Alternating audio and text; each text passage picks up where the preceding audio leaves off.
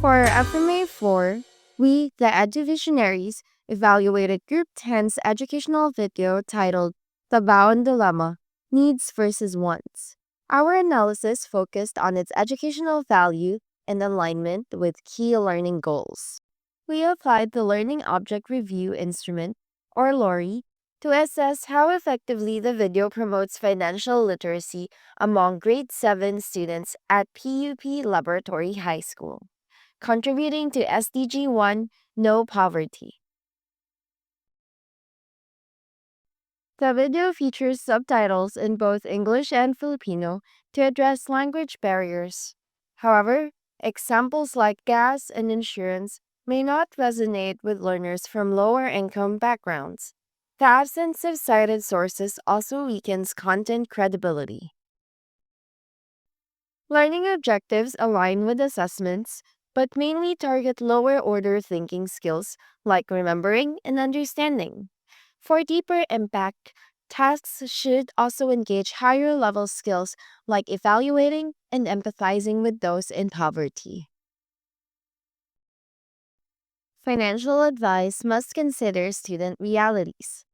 Rather than eliminating wants entirely, educators can teach smart budgeting strategies. Wants can be framed as occasional self rewards, aligned with different allowance levels. The characters Kaloy and Maria should have been followed through to the end, showing relatable situations and growth. This narrative continuity, paired with interactive elements, could boost both engagement and retention. The background music, reminiscent of spa ambience, undermines engagement by creating a sleepy tone. Alongside the flat narration, it risks disengaging viewers instead of energizing them during important educational moments.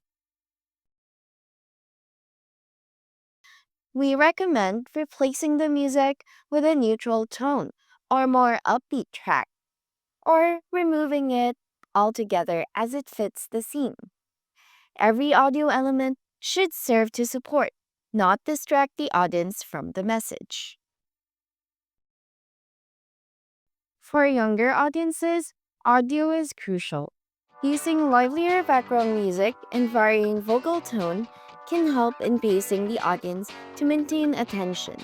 Emphasizing key terms help reinforce learning and improves retention.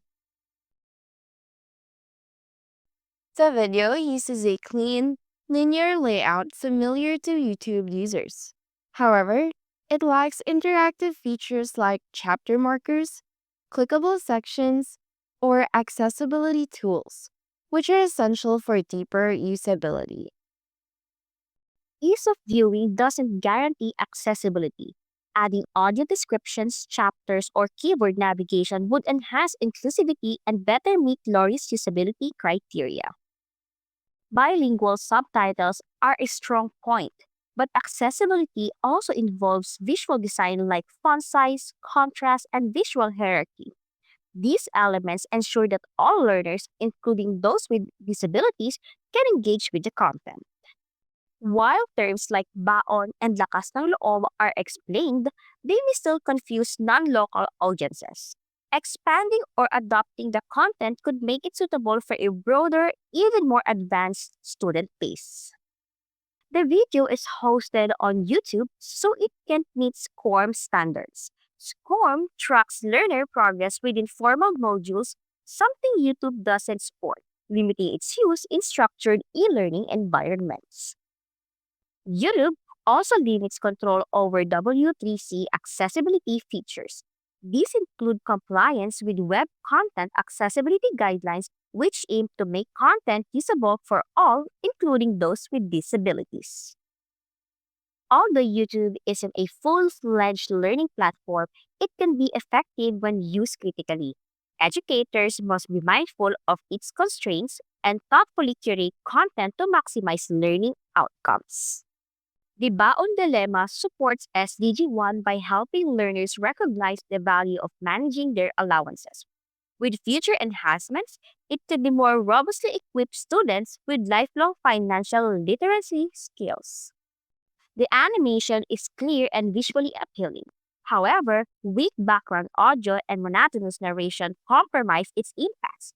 These elements need to match the energy of the message to sustain attention.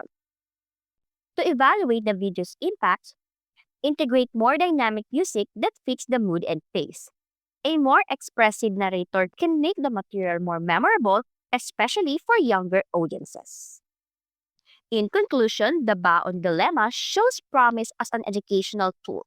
With improvements in interactivity, accessibility, and audio design, it can become a powerful resource for teaching financial literacy and supporting SDG 1. As future educators, we envision educational videos not merely as vessels of information, but as powerful catalysts for transformation. They should challenge students to think critically, ask meaningful questions, and see the relevance of what they are learning in the real world.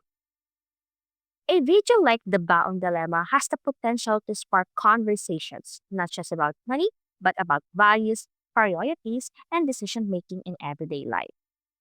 In this way, educational videos become more than digital resources. They become bridges between knowledge and action, between classroom learning and lifelong impact.